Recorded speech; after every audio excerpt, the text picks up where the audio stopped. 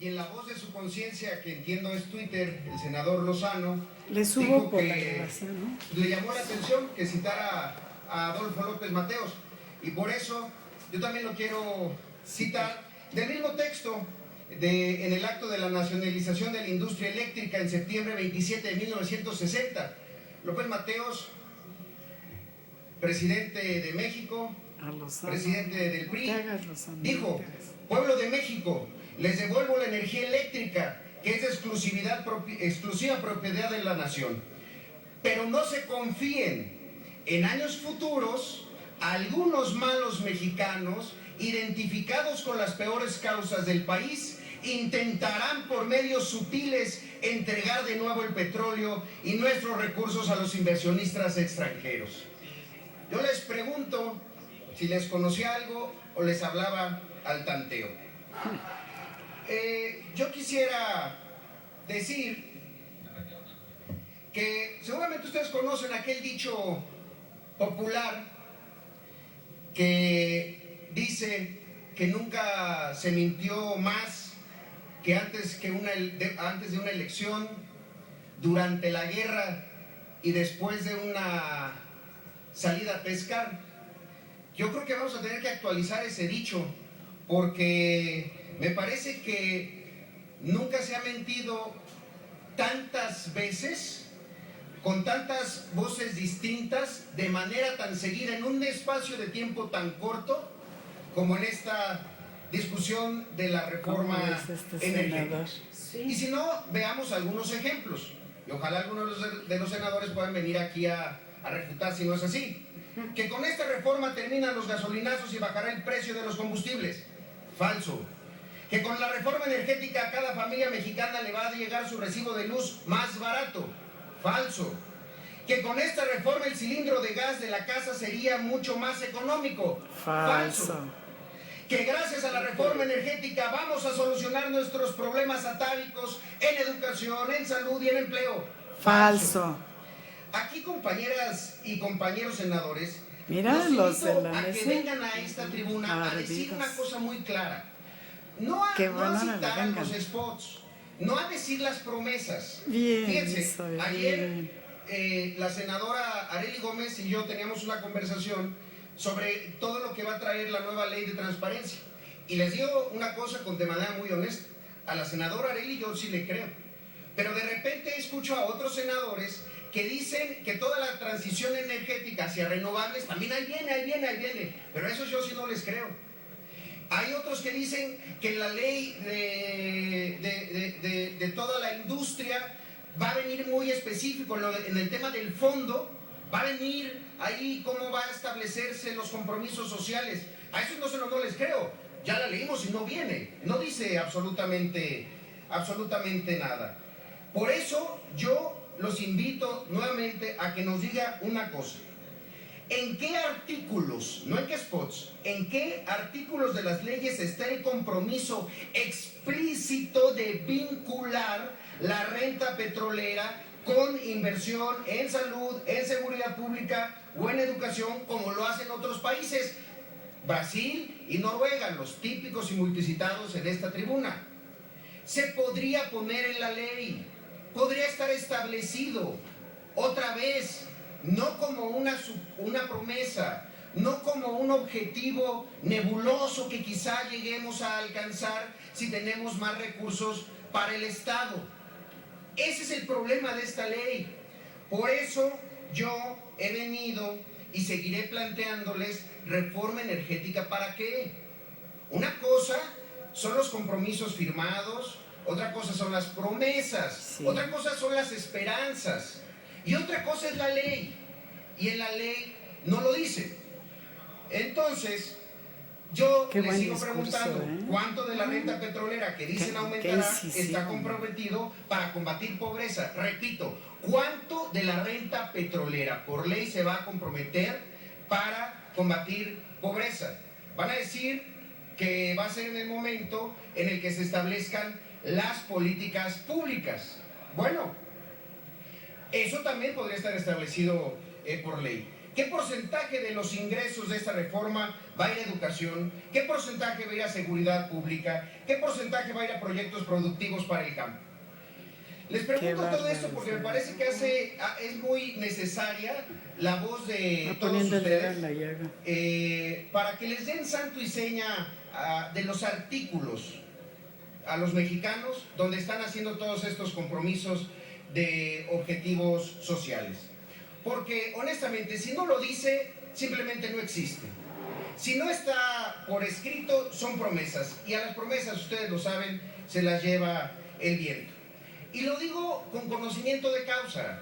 Miren, los senadores de Chiapas sabemos muy bien, porque seguramente a muchos de ustedes conocen un documento que en Chiapas es muy popular. Cualquiera que haya vivido en Chiapas toda su vida lo ha tenido alguna vez en sus manos, que es aquel reporte de la Comisión del Río Grijalva. Un reporte de la comisión que más o menos en 1974 explicaba a los chiapanecos, porque además se distribuyó de manera de manera masiva en todo el territorio de nuestro estado, y les decía todos los beneficios que iba a traer la construcción del sistema hidroeléctrico para nuestro estado. Y ahí decía la Comisión del Grijalva, la generación de empleos en una zona que estaba muy deprimida en términos de empleo, que iba a haber muchos beneficios para el campo del país, que iba a generarse todo un sistema de riego en zonas lejanas al sistema hidroeléctrico. Lo han visto seguramente los que son chiapanecos. Bueno, ese documento establecía un plazo, y establecía un plazo que era 1990. Y decía que hacia 1990 se verían los resultados de permitir la inundación del territorio chiapaneco, de permitir que se instalara todo el sistema hidroeléctrico en nuestro estado. Pero ¿qué creen? ¿Qué creen que pasó en 1990? ¿Ustedes creen que en 1990 Chiapas ya era un estado mucho más desarrollado como lo prometía esa comisión? ¿Ustedes creen que en 1990 Chiapas ya tenía empleo, ya tenía mayor salud y educación? Es más, ¿ustedes creen que en 1990 Chiapas ya tenía luz? Yo les voy a decir una cosa, no. Entonces para eso sirven siempre los datos y la memoria numérica de nuestro país. Claro. En 1990 Chiapas tenía el primer nivel nacional en grado de marginación, es decir, muy alto. En 1990 éramos el primer lugar de porcentaje de población desnutrida. La población de 15 años y más que seguía sin saber leer y escribir era del 30%, mientras que la media nacional era del 12.6%. Pero lo más difícil de asimilar de estas promesas de la Comisión del Grijalva, que me imagino a muchos de ustedes, quizá en alguna regresión del pasado hubieran estado por ahí, es que en 1990, cuando supuestamente ya hubiéramos recogido la cosecha de haber permitido la inundación de nuestras tierras, en donde se generaba y se sigue generando 45% de la energía hidroeléctrica de todo el país, había solamente 62.9 de las viviendas con energía eléctrica. La media nacional en 1990 era de 87.5. Y lo más paradójico, después de la construcción del sistema hidroeléctrico del Grijalva, era que 58.4% de los chiapanecos tenían agua entubada. Un estado tan rico en agua, un estado tan rico en generación de energía eléctrica, casi la mitad de su población no tenía agua, casi 20% de su población no tenía luz. Entonces, cuando se escuchan estos discursos, pues discúlpenos a los chiapanecos de ser incrédulos, de ser escépticos, de no creernos lo que se nos está intentando vender aquí. Ese es el principal problema de esta reforma. De verdad, a quienes representamos a estados pobres, nos hubieran puesto en un verdadero entredicho si hubieran hecho compromisos sociales de a de veras, porque ahí se hubiera entrado una discusión muy difícil para votar en contra, Si se hubieran puesto por ley, si se hubieran comprometido de verdad, vaya dilema en el que nos hubieran puesto.